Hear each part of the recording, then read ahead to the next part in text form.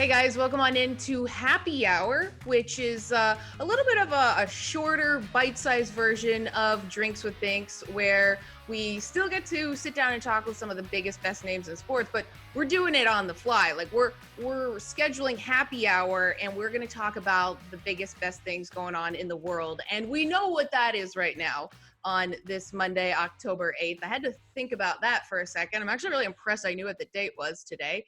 That's not the date. It's not the day. I'm really impressed I knew the date, and that is not the date. It is the 12th. And with that, I'm very excited to be able to welcome in my guest whose name I remember, Taylor Rooks. You know her very well. NBA journalist, extremely exquisite interviewer, host of Take It There with Taylor Rooks on Bleacher Report. Taylor, how are you doing today? Do you know? I am doing amazing. I loved when you said it was the 8th. I was like, is my computer wrong? Is it? Just going to go with it. It is the 8th. I love it. Hey, it's whatever day you want it to be. It's your world, Julie. It is. It's everyone's world. We're all living in our own little bubbles right now. As we just saw the NBA bubble do an incredible job with awarding the NBA championship to the Lakers. And Taylor, you know, it's been a long year. It has been 356 days since the league started this season. Just, you know, Lakers win it all. How do you feel today about everything?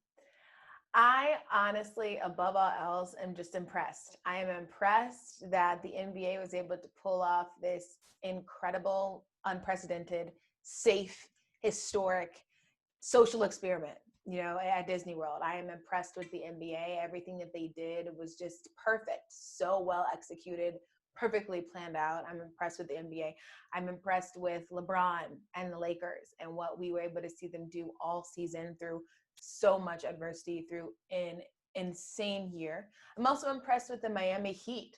I mean, Jimmy Butler really willed them just through, you know, sheer resilience to be able to get there. I'm really impressed with every single person who lived in the bubble for whatever amount of time, because it wasn't easy. So yeah, just today, I just feel very, very impressed and super thankful to, you know, work within this NBA universe. Yeah, and I mean, I saw one of your tweets where you said you guys sort of have this like fraternity that you all experienced this thing that no one could ever imagine that you have to experience. And then you also saw it from the outside. What's maybe something that like all of us who've never been on the inside have a misconception about having to deal with that environment? You know, I think that the misconception, I would say, is that there were just as many good times as there were bad. You know, I think a lot of people were like, oh, well, you're in a hotel and you can't leave the, you know, the confines of this like Orlando campus, and you could only eat these certain things and you can't see your family, and all of those things are true. But there was also a lot of, you know, laughter and joy and happiness within that bubble. There was fun times drinking at the bar. You know, there's these fun times that we would see when teams would win. Like there was a lot of really good times in the bubble. And I don't know if we have shed enough light on those as well, because so much of the focus has been about how difficult it is to have to live in a place for, you know, months on end. But there were good times. There really, really were. Oh, that's great to hear. And for you now, like, I want to get into what happened with the NBA game and what the NBA game. But what do you think about having a bubble going forward? Like, do you think that this is something that could conceivably happen again? I think that it could conceivably happen again. Like in theory, it could happen again, but I don't believe that it will. I don't think this is something that people will do again. I think the next time that we see, you know, the NBA happening, it will have much more of a, you know, semblance to what's normal for us. Maybe bubbles that are regional. Right. But even then, I don't really know if they'll do that, but I would be shocked if there was another bubble in Disney World. I don't see that one happening again.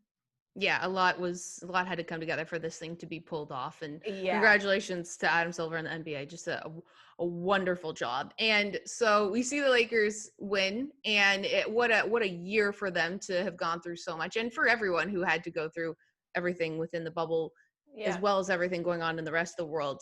When you look at LeBron, And he had that, he had the great quote about, of course, I can't remember the quote right now because I can't remember what day it is, but about getting respect.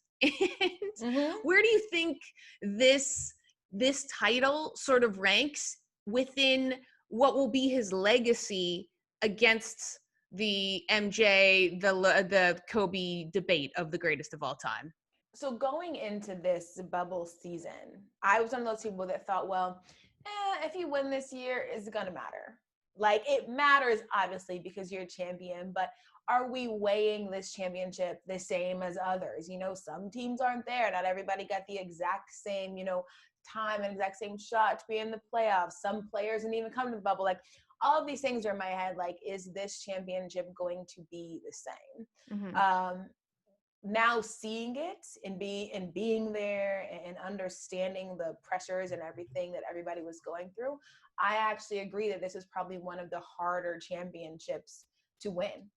And I mean, you think about what life is like when you're outside of the bubble. You're playing these games, but then you're able to have other outlets and releases. Your family's there. You can go to your favorite restaurant if you need to. I'm sure you can go get a massage. You have your chef. You have all of these things that in a lot of ways make that championship run a bit easier because it's what you're used to. But this time you're having to win a championship in an environment that you know absolutely nothing about. It is also basketball 24/7. You are living next door to your opponent. Like, there are all of these different things that no other champion can ever say they went through. And a lot of those things made it harder. So the Lakers pulling this off is an enormous feat. I think LeBron just saying, that he wanted his respect is really just that. Like, why do we always have to talk about LeBron and add a but?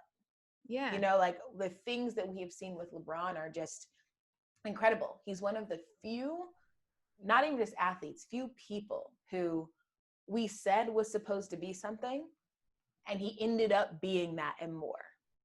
The pressure of living up to expectations is immense.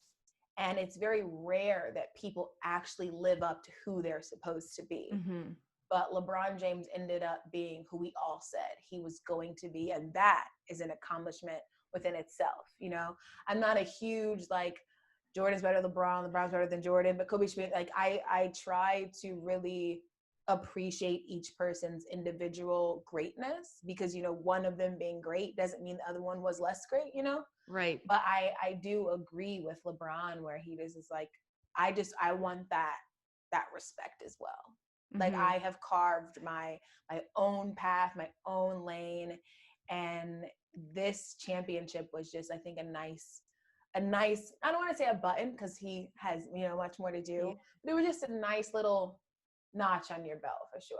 Yeah, I mean, to all those points there, it's really just incredible that we sort of still have to be like, well, has LeBron proven us in this regard, or has he done this? It's like, the dude's done fucking everything. Like this. What else do you need? Yeah, like this book of like follow your dreams that I have, like he put these down and he accomplished them. Yeah, when he did everything 100%. Love that notebook. But yes, he did absolutely everything. It's like there are some people who will not think LeBron is great unless we were like able to put him in a time machine, send him back to play the Bulls. There's just unreasonable people that think he just will never reach that.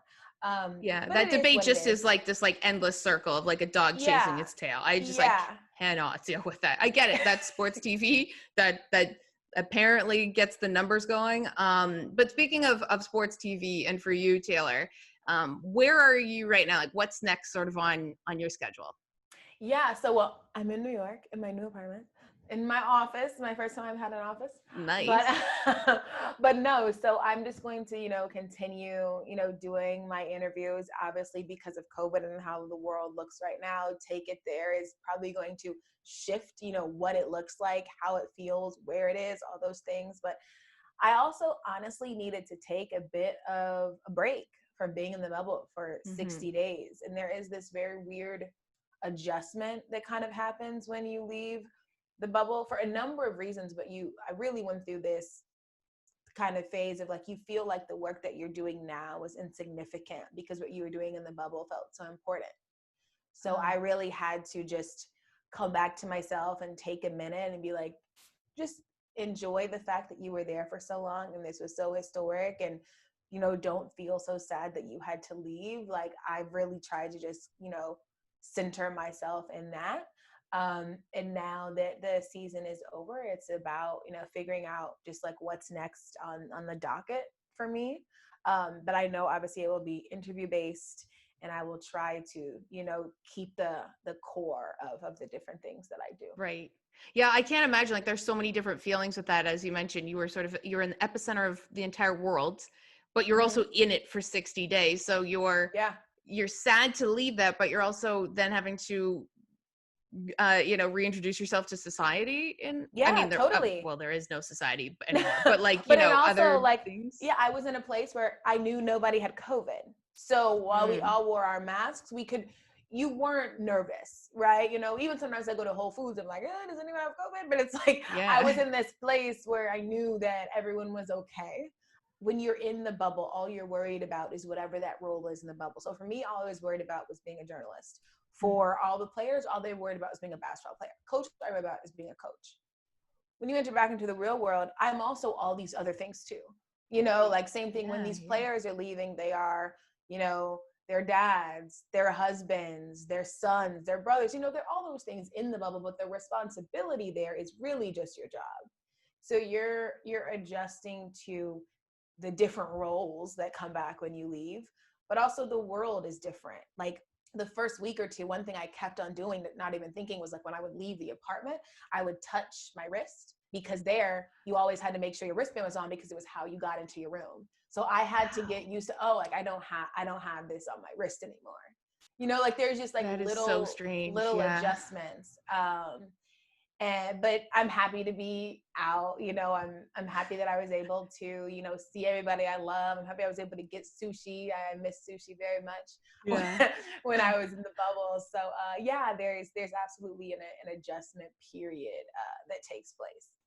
And I'll let you get going in a second, but then just to end on this, what do you think the players feel like now in two regards coming out of the bubble? As you mentioned, they haven't had to deal with the outside world. They've been in this nice little area, but then also they now have to deal with but now they don't have to. Like, it's almost like this positive negative of being out. Like, what have guys maybe told you about that kind of stuff?